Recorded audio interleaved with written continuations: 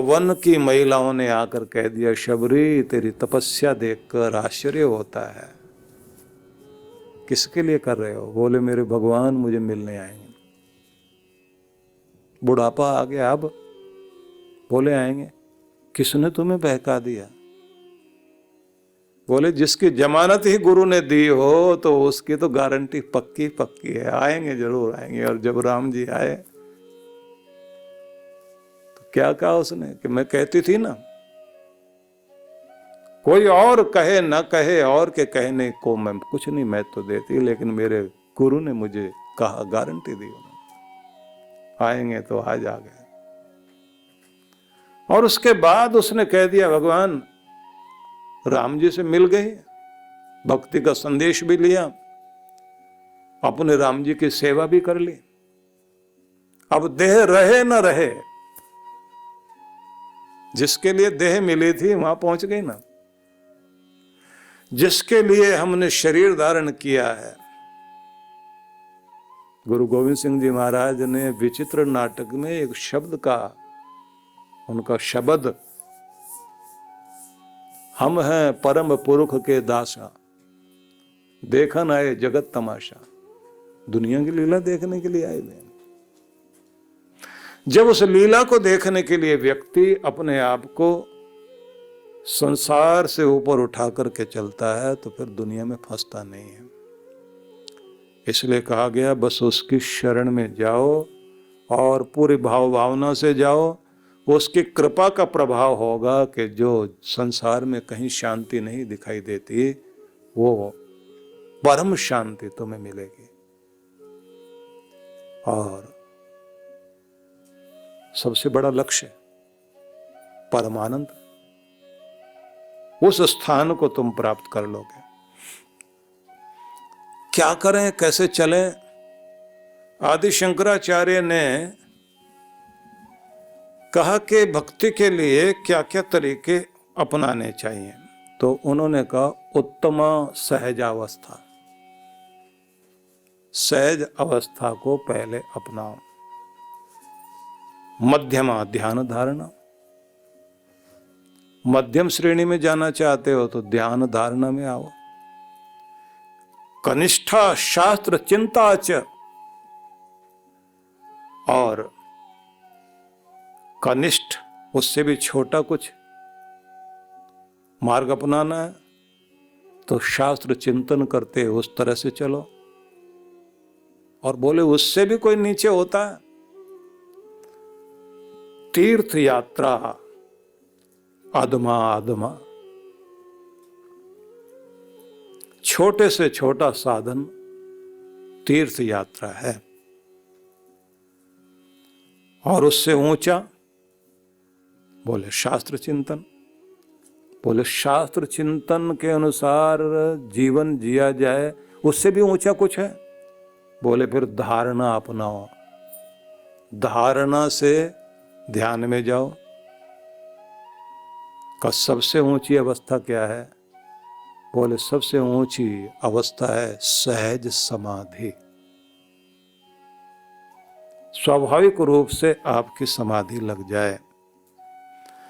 और सद्गुरु जब जीवन में मिलते हैं, जिसको कहा गया है कि जीवन का वसंत उसी दिन से शुरू होता है जिस दिन आपके जीवन में सद्गुरु का आगमन होता है। और इसलिए ये माना जाता है कि जीवन के विश्वविद्यालय में प्रवेश मिलता है अथा तो ब्रह्म जिज्ञासा। इससे तो दर्शन शास्त्र में, वेदांत के नियमों में जब आप प्रवेश करते हैं तो सबसे पहला सूत्र ही आता है अथा तो ब्रह्म जिज्ञासा। ब्रह्म की जिज्ञासा जाग जाए तो हरि स्मरण से आप अपनी यात्रा को शुरू करें, प्रभु के स्मरण से यात्रा शुरू करें। और छोटे सा छोटा साधन शुरुआत करना चाहिए। तो लोग जाते हैं तीर्थ पर, तीर्थ यात्रा करते हैं। तो अभी जो है कुंभ की शुरुआत हो रही है, लोग कुंभ के लिए जाएंगे। लेकिन कुंभ में जाने का भी ढंग क्या है? अमृत प्राप्ति के लिए जाते हैं ना, क्योंकि कुंभ में अमृत गिरा था तो उस बूंद को ढूंढ रहे हैं लोग, वो अमृत हमें मिल जाए।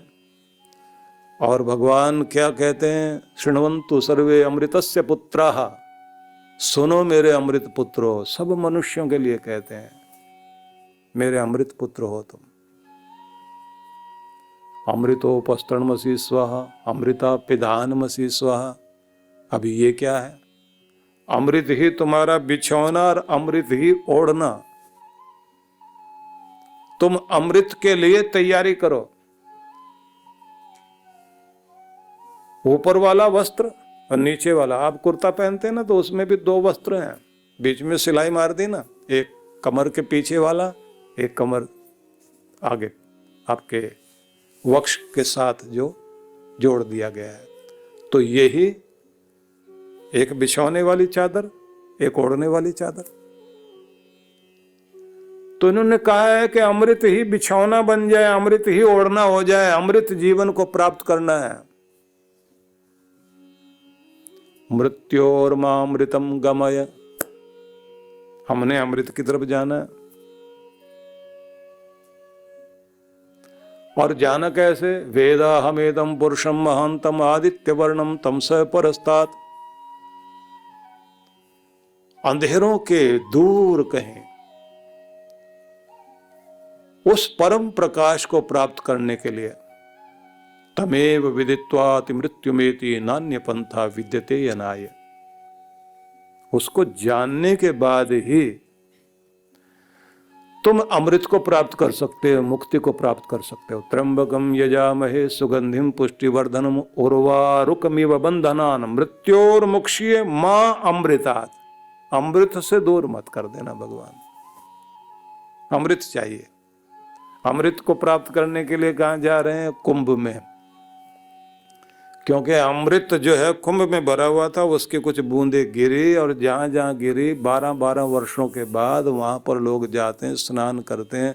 तो पहली बात कही गई है कि सबसे छोटा साधना वाला क्रम जो है, पहला प्रयास तीर्थ वाला, मंदिर जाओ, तीर्थ जाओ, साधु के, ज्ञानी के, गुरु के दर्शन करो, आश्रम में पहुंचो, मिल कर के आओ, यज्ञ याग करो। ये सब साधन जो है, इनको कहा गया है कि ये आपके प्रथम साधन है। तीर्थ में जब जाएंगे तो कैसे जाएं, तो जैसे हर्ष राजा थे, हर्षवर्धन, उनके समय में बहुत बड़े बड़े गुणी ज्ञानी लोग उनके दरबार में होते थे। राजा के मंत्री तो बहुत सारे होते थे, लेकिन गुणी जनों को इकट्ठा करके रखते थे। उन्हीं के समय में बाण भट्ट हुए। बाण भट्ट ने कादंबरी एक ग्रंथ लिखा, और उसी में है शुकनासोपदेश, और बड़ा प्यारा उपदेश है। लेकिन मैं आपको बताने लगा हूं क्योंकि वो चर्चा इधर उधर ना चली जाए। हर्ष जो है, राजा हर्षवर्धन तीर्थ करने जाते थे। अब तीर्थ करने के लिए जाते थे तो जो सुंदर अलंकार पहन रखे, आभूषण पहन रखे, जैसे वस्त्र पहन रखे, सब उठा करके सबको दान कर दिया। पॉकेट में कुछ भी है सब देकर आ गए, और वहीं से किसी ब्राह्मण के पुराने फटे वस्त्र लिए और वो पहन के आते थे। ऐसा करने से क्या होता, एक तरह का जो सर्वमेध यज्ञ होता था ना अपने यहाँ, सबको त्याग कराना, मैं मेरे का त्याग करना, प्रायश्चित करना, पश्चाताप कर लेना। वहां जाकर दो ही चीजें होती हैं, एक गंगा वो है जो इस धरती पर बह रही है, एक ज्ञान गंगा कही जाती है, एक प्रायश्चित गंगा भी कही जाती है। भक्ति की गंगा, प्रायश्चित की गंगा, ज्ञान की गंगा, सब गंगा अलग अलग हैं, लेकिन देखा जाए तो सारी एक ही है। एक बाहर बहने वाली, एक अंदर बहने वाली। तो सबसे पहले व्यक्ति प्रायश्चित की गंगा में स्नान करता, आंसुओं से हो गई हैं गलतियां, मुझे एहसास है, अब मैं अपने मैल को गलाकर अपने आप को शुद्ध कर रहा हूं। तो सबसे पहले चाहिए पश्चाताप। इसी को मजहबी लोग जो है तौबा कहते हैं, तौबा कर लिया जाए। ऐसे कानों को हाथ लगा के तौबा तौबा तौबा, अल्लाह का नाम लेते हैं साथ में, अल्लाह तौबा। वो उनका ढंग है। हमारा अपना ढंग है कि पश्चाताप करके, गलती मानकर, और फिर प्रायश्चित किया जाए। अब मैंने ये नाम क्यों लिया कि मजहब वाले लोग जो हैं वो ऐसा करते हैं, तो क्रिश्चियन लोग भी करते हैं। उनके यहाँ कन्फेस करना माना जाता है कि कन्फेस करें। और मनु महाराज ने जो लिखा है तो वो बड़ा अद्भुत है कि प्रायश्चित से कैसे पाप का प्रक्षालन होता है। पाप को अपने धोने के लिए क्या क्या करना चाहिए, तो बहुत सारे तरीके बताए। उसमें एक प्रायश्चित को भी माना गया है, प्रायश्चित करना चाहिए। तो पश्चाताप करके प्रायश्चित करना, और चांद्रायण तप में इसका बड़ा महत्व है। और मैं देखता हूं जैन समुदाय जो भगवान जिनेंद्र को मानने वाले लोग हैं, बड़ी श्रद्धा भाव से क्षमापना, क्षमा पर्व, क्षमावणी उसको अपनाते हैं। क्षमा मांगना, क्षमा कर देना बड़ा नियम है, बड़ी हिम्मत चाहिए। क्योंकि कहा गया है कि वीरों का आभूषण है ये कि हम क्षमा मांग लें और क्षमा कर दें। कायर की अहिंसा अहिंसा नहीं कहलाती। कायर आदमी कहे कि मैंने तुम्हें छोड़ दिया बस, जो कुछ कर ही नहीं सकता।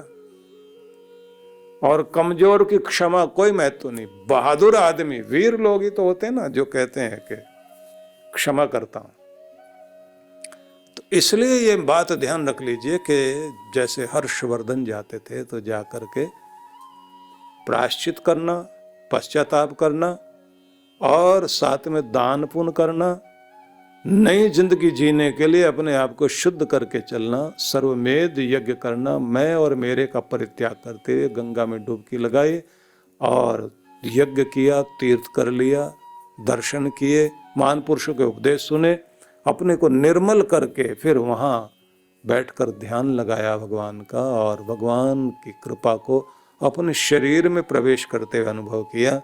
अपने आप को जब बहुत पवित्र कर लिया, अपने अंदर ऊर्जा से भरपूर हो गए, तो भाव आया कि मैं कुछ भी नहीं, जो कुछ है बस तू ही तू है।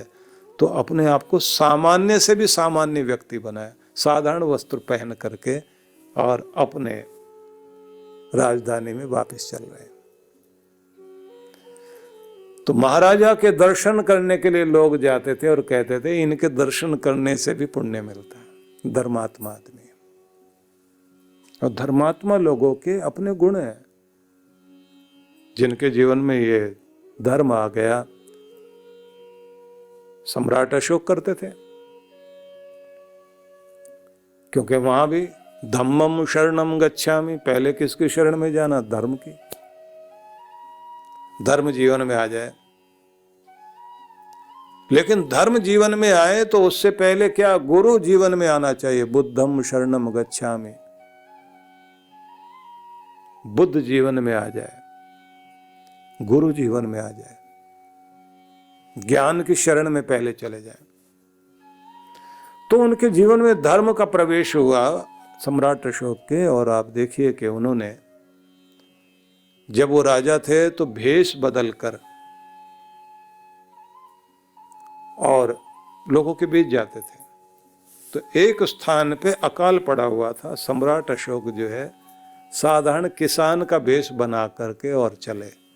अब कंधे पे लाठी रखी हुई है, अजीब सी पगड़ी पहनी हुई, अजीब सा चोगा पहना हुआ है, और अपने सारे राज कर्मचारियों को बहुत पीछे कर दिया कि कोई साथ नहीं चलेगा, देखते हुए जा रहे हैं। तो एक जगह उन्होंने अनाज के ढेर जो लगा रखे थे कि भाई यहाँ से जो है जिन जरूरतमंद लोग हैं वो ले करके जाएं, और ये भी देख रहे थे कि कोई हेरा फेरी तो नहीं कर रहा।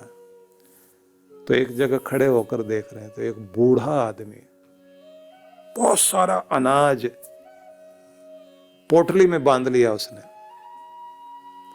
और जो